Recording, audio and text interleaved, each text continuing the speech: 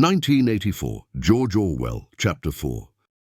With the deep unconscious sigh, which not even the nearness of the telescreen could prevent him from uttering when his day's work started, Winston pulled the speakwrite towards him, blew the dust from its mouthpiece, and put on his spectacles.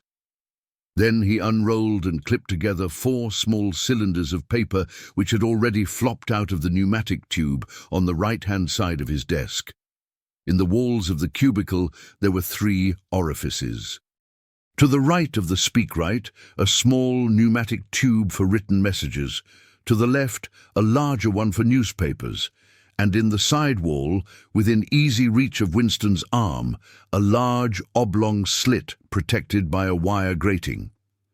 This last was for the disposal of waste paper. Similar slits existed in thousands or tens of thousands throughout the building, not only in every room, but at short intervals in every corridor. For some reason they were nicknamed memory holes.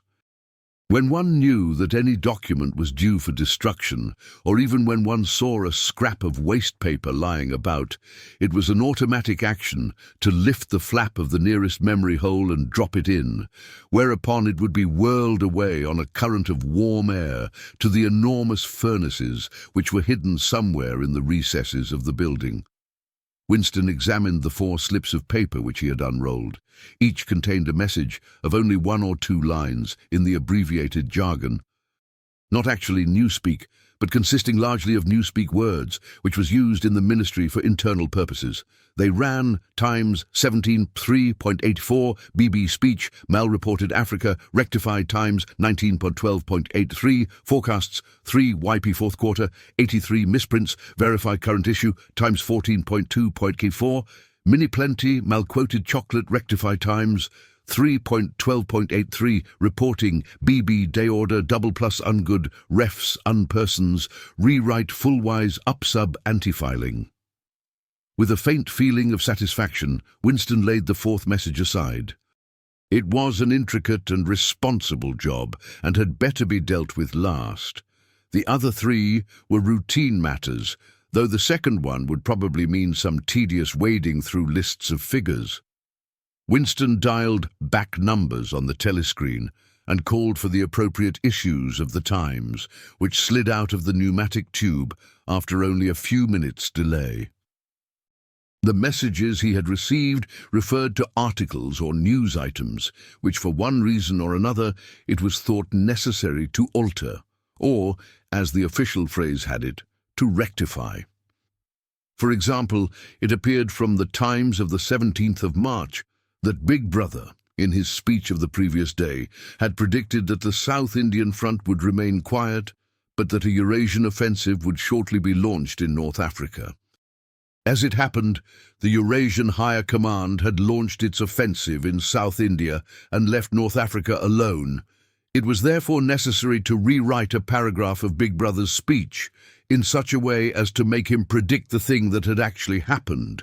Or again, the Times of the 19th of December had published the official forecasts of the output of various classes of consumption goods in the 4th quarter of 1983, which was also the 6th quarter of the 9th 3-year plan.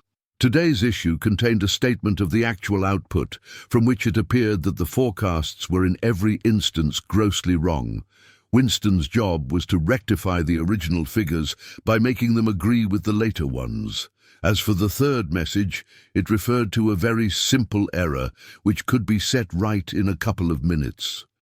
As short a time ago as February, the Ministry of Plenty had issued a promise, a categorical pledge, were the official words, that there would be no reduction of the chocolate ration during 1984. Actually, as Winston was aware, the chocolate ration was to be reduced from 30 grams to 20 at the end of the present week.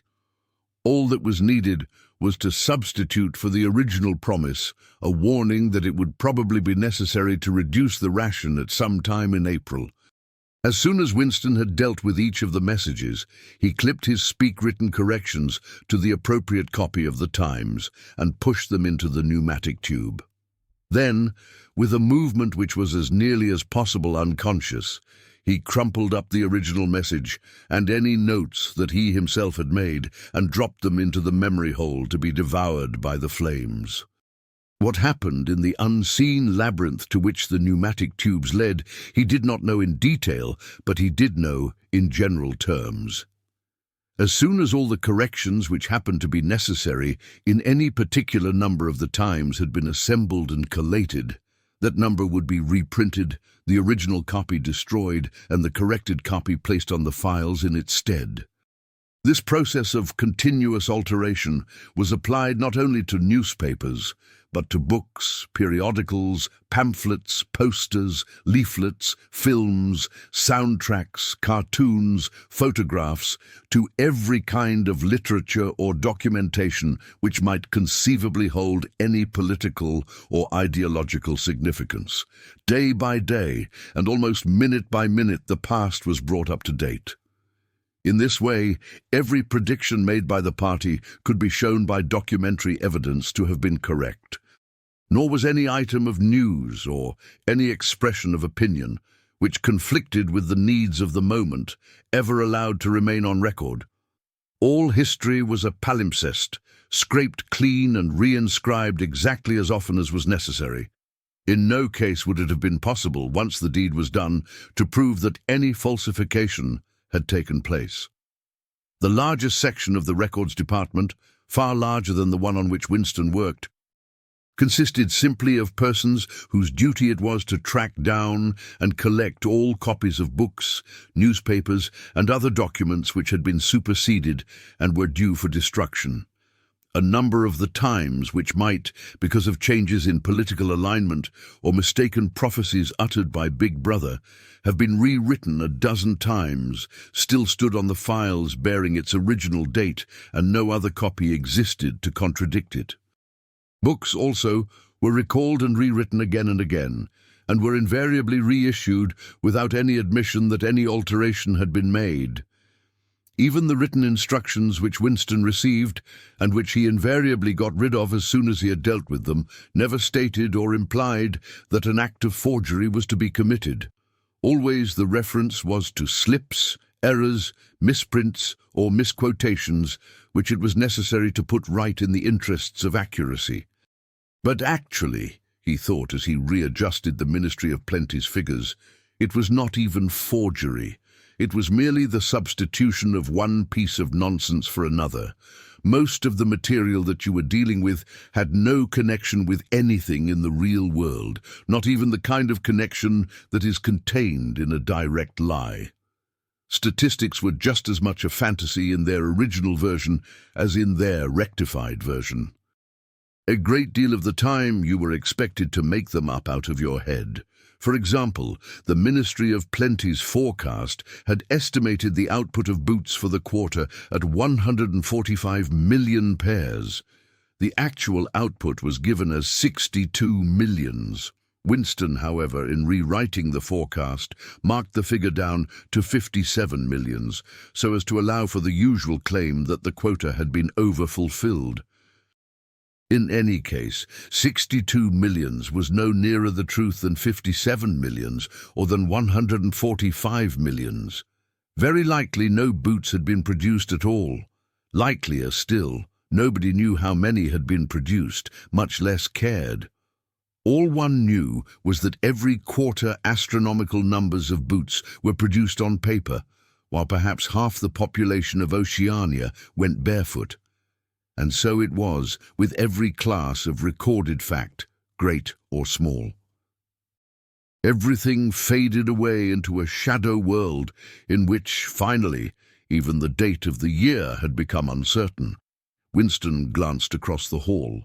In the corresponding cubicle on the other side, a small, precise-looking, dark-chinned man named Tillotson was working steadily away, with a folded newspaper on his knee and his mouth very close to the mouthpiece of the speakwrite. He had the air of trying to keep what he was saying a secret between himself and the telescreen. He looked up, and his spectacles darted a hostile flash in Winston's direction. Winston hardly knew Tillotson, and had no idea what work he was employed on. people in the records department did not readily talk about their jobs. In the long, windowless hall, with its double row of cubicles and its endless rustle of papers and hum of voices murmuring into speakwrites, there were quite a dozen people whom Winston did not even know by name, though he daily saw them hurrying to and fro in the corridors or gesticulating in the 2 minutes hate. He knew that in the cubicle next to him, the little woman with sandy hair toiled day in, day out, simply at tracking down and deleting from the press the names of people who had been vaporized and were therefore considered never to have existed. There was a certain fitness in this, since her own husband had been vaporized a couple of years earlier. And a few cubicles away, a mild, ineffectual, dreamy creature named Ampleforth, with very hairy ears and a surprising talent for juggling with rhymes and meters, was engaged in producing garbled versions. Definitive texts, they were called, of poems which had become ideologically offensive, but which for one reason or another were to be retained in the anthologies. And this hall, with its 50 workers or thereabouts, was only one subsection, a single cell, as it were, in the huge complexity of the records department. Beyond, above, below were other swarms of workers engaged in an unimaginable multitude of jobs. There were the huge printing shops with their sub-editors, their typography experts, and their elaborately equipped studios for the faking of photographs. There was the teleprograms section with its engineers, its producers, and its teams of actors, specially chosen for their skill in imitating voices. There were the armies of reference clerks, whose job was simply to draw up lists of books and periodicals which were due for recall. There were the vast repositories where the corrected documents were stored, and the hidden furnaces where the original copies were destroyed.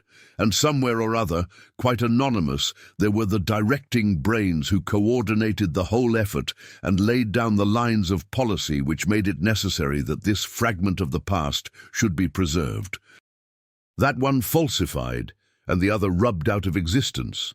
And the records department, after all, was itself only a single branch of the Ministry of Truth, whose primary job was not to reconstruct the past, but to supply the citizens of Oceania with newspapers, films, textbooks, telescreen programs, plays, novels, with every conceivable kind of information, instruction, or entertainment, from a statue to a slogan, from a lyric poem to a biological treatise, and from a child's spelling book to a newspeak dictionary. And the ministry had not only to supply the multifarious needs of the party, but also to repeat the whole operation at a lower level for the benefit of the proletariat. There was a whole chain of separate departments dealing with proletarian literature, music, drama, and entertainment generally. Here were produced rubbishy newspapers containing almost nothing except sport, crime, and astrology, sensational 5-cent novelettes, films oozing with sex, and sentimental songs which were composed entirely by mechanical means on a special kind of kaleidoscope known as a versificator. There was even a whole subsection, pornosec, it was called in newspeak, engaged in producing the lowest kind of pornography, which was sent out in sealed packets and which no party member, other than those who worked on it, was permitted to look at. 3 messages had slid out of the pneumatic tube while Winston was working, but they were simple matters, and he had disposed of them before the 2 minutes hate interrupted him. When the hate was over, he returned to his cubicle, took the newspeak dictionary from the shelf, pushed the speakwrite to one side, cleaned his spectacles, and settled down to his main job of the morning. Winston's greatest pleasure in life was in his work. Most of it was a tedious routine, but included in it there were also jobs so difficult and intricate that you could lose yourself in them, as in the depths of a mathematical problem. Delicate pieces of forgery in which you had nothing to guide you except your knowledge of the principles of ingsoc and your estimate of what the party wanted you to say. Winston was good at this kind of thing. On occasion, he had even been entrusted with the rectification of the Times' leading articles, which were written entirely in newspeak. He unrolled the message that he had set aside earlier. It ran, Times 3.1283 reporting BB day order double plus ungood refs unpersons rewrite full wise up sub anti-filing. In old speak or standard English, this might be rendered, the reporting of Big Brother's order for the day in the Times of December 3rd, 1983 is extremely unsatisfactory and makes references to non-existent persons. Rewrite it in full and submit your draft to higher authority before filing. Winston read through the offending article. Big Brother's order for the day, it seemed, had been chiefly devoted to praising the work of an organization known as FFCC, which supplied cigarettes and other comforts to the sailors in the floating fortresses. A certain Comrade Withers, a prominent member of the inner party, had been singled out for special mention and awarded a decoration, the Order of Conspicuous Merit, Second Class. 3 months later, FFCC had suddenly been dissolved with no reasons given. One could assume that Withers and his associates were now in disgrace, but there had been no report of the matter in the press or on the telescreen. That was to be expected, since it was unusual for political offenders to be put on trial or even publicly denounced. The great purges involving thousands of people, with public trials of traitors and thought criminals who made abject confession of their crimes and were afterwards executed, were special showpieces not occurring oftener than once in a couple of years. More commonly, people who had incurred the displeasure of the party simply disappeared and were never heard of again. One never had the smallest clue as to what had happened to them. In some cases they might not even be dead. Perhaps 30 people personally known to Winston, not counting his parents, had disappeared at one time or another. Winston stroked his nose gently with a paperclip. In the cubicle across the way, Comrade Tillotson was still crouching secretively over his speakwrite. He raised his head for a moment. Again, the hostile spectacle flash. Winston wondered whether Comrade Tillotson was engaged on the same job as himself. It was perfectly possible. So tricky a piece of work would never be entrusted to a single person. On the other hand, to turn it over to a committee would be to admit openly that an act of fabrication was taking place. Very likely as many as a dozen people were now working away on rival versions of what Big Brother had actually said. And presently some master brain in the inner party would select this version or that, would re-edit it, and set in motion the complex processes of cross-referencing that would be required, and then the chosen lie would pass into the permanent records and become truth. Winston did not know why Withers had been disgraced. Perhaps it was for corruption or incompetence. Perhaps Big Brother was merely getting rid of a too popular subordinate. Perhaps Withers, or someone close to him, had been suspected of heretical tendencies. Or perhaps, what was likeliest of all, the thing had simply happened because purges and vaporizations were a necessary part of the mechanics of government. The only real clue lay in the words, refs unpersons, which indicated that Withers was already dead. You could not invariably assume this to be the case when people were arrested. Sometimes they were released and allowed to remain at liberty for as much as a year or 2 years before being executed. Very occasionally, some person whom you had believed dead long since would make a ghostly reappearance at some public trial where he would implicate hundreds of others by his testimony before vanishing, this time forever. Withers, however, was already an unperson. He did not exist. He had never existed.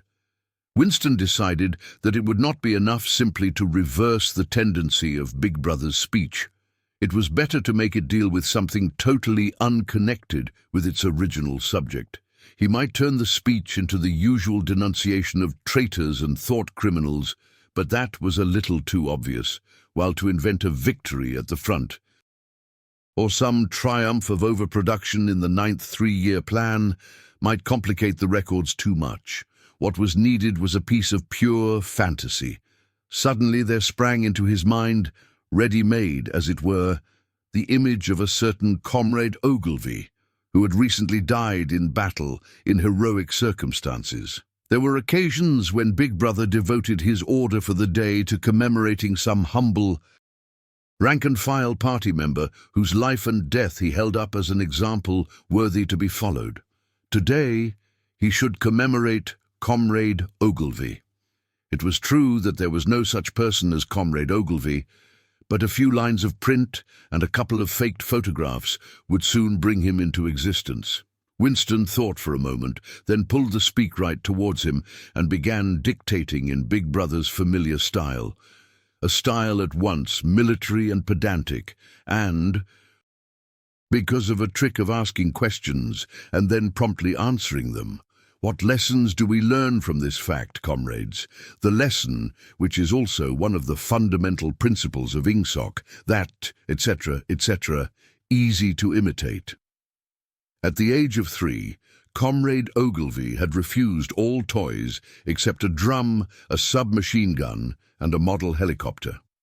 At 6, a year early, by a special relaxation of the rules, he had joined the spies.